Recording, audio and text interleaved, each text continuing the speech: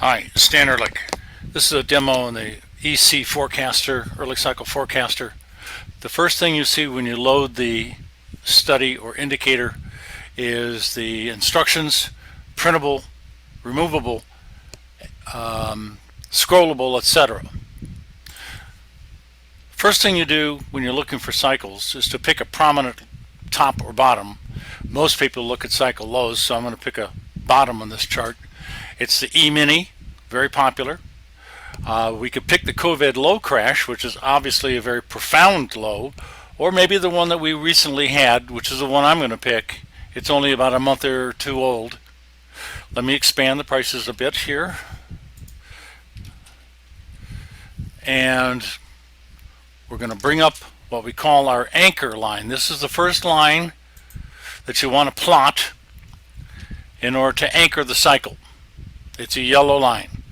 By clicking anywhere to the right or left of the anchor, you're establishing the width or time frame of the cycle. I'm just going to pick on that one right there, and now we see the ECForcaster completely. The green zone or bar covers a certain number of days, coming up very close to the price action. We call that the window of opportunity, or WOO, during which you want to find market turning points, and hopefully market turning points that you recognize and can make use of and make a trade the next time the market is coming down into the green column, the WOO, cycle low potential, and you find a buy signal. Okay, it's completely movable. Look how they dance. One of the features I like a lot. I'm going to expand it so that I'm hitting the bottom of the COVID crash on this particular event, this cycle low, if this is a cycle that looks like we want to make use of. And frankly, it picked up this low, yes, no, not so good, not so good, and we know it picked up the anchor because that's where we started. So let me play a little here. I'm going to shift the cycle anchor to the right a little bit and expand it. Now I'm going to contract it so that another cycle WOO ends up hitting the COVID crash low. Now I'm looking around and I find no, COVID crash low, yes, no, sort of, good, close. Let's contract the time frame more, and I'm looking for the COVID low to get picked up every time here. So I stopped again when the window of opportunity was at the COVID low. I'm getting close on that one, but no. So let's contract it a little bit more and pick up the COVID low. This seems to be a bit more interesting. Yes.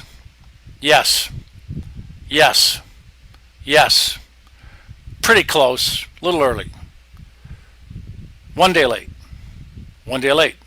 Maybe I'll shift the whole cycle to the right one, like I just did. How about 2, like I just did? I'm still picking up the COVID low. Yes, not bad. Ignoring the highs for the moment. Yes. Not bad at all. Okay, we have a 72 bar in the upper left-hand corner. We have a label. 36 is the number of days since the last cycle low, or the next one. So we know 36 is half of 72. We know it's symmetrical. I didn't shift the cycle highs separately, which we can do. And I didn't change the 10% WOO. Let me explain. The red bar is 10% of the full cycle length, and the green is the same.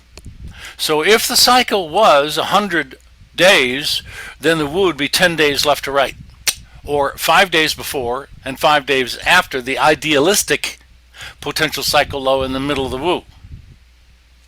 The WOO is expandable in size without moving the cycle.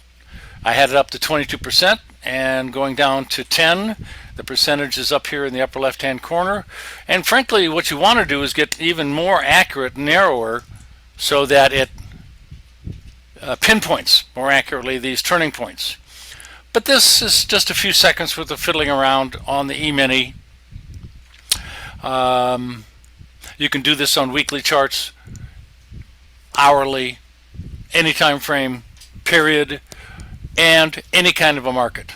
So let's look at these other markets. Hey, gold. This is the one that started this conversation and recording. The cycle lows I found in just a few minutes or less. Low, very close, very close. That's a low that's worthwhile. We're not going to be picking the bottom of a major long-term bull market every time, mind you. That would be nice, but it doesn't work out that way. Cycle low, yes, and a low yes. Now, the reason why I have these green dot-dashed lines going from Ehrlich reversal ER automated buy signals at or close to cycle lows is because I got a buy signal there, unfortunately not on that one, there, slightly early on this one, slightly late on that one, and not on that one. But these are automated signals we're going to go into later, but this is for the Ehrlich Cycle Forecaster. Let's look at another chart.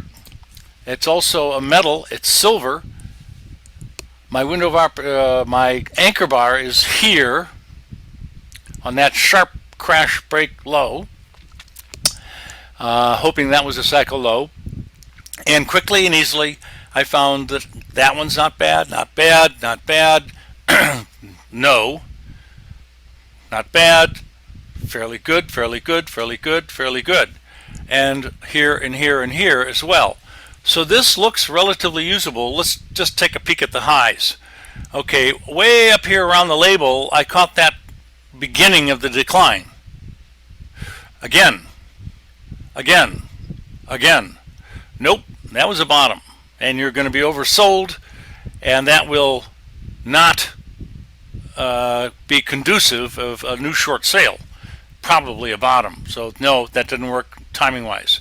Yes, short break into a bottom. Yes. Whopper, another whopper, and a little early. This isn't so bad.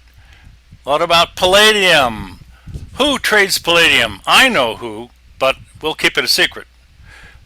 Cycle low anchor here on December 15th, 21, and right away another minor low, a day early, almost on time. Nah, not really. Okay, and then going to the left, nah, yeah, picked up a very minor one, not really, not too bad, and extremely good. What about the tops? Yes, no, no, yes. Too bad, slightly late, and there's a bearish engulfing red for the Ehrlich reversal right on top of the market, although it wasn't in the window of opportunity. Too bad in this occasion. No, yes. Not too bad.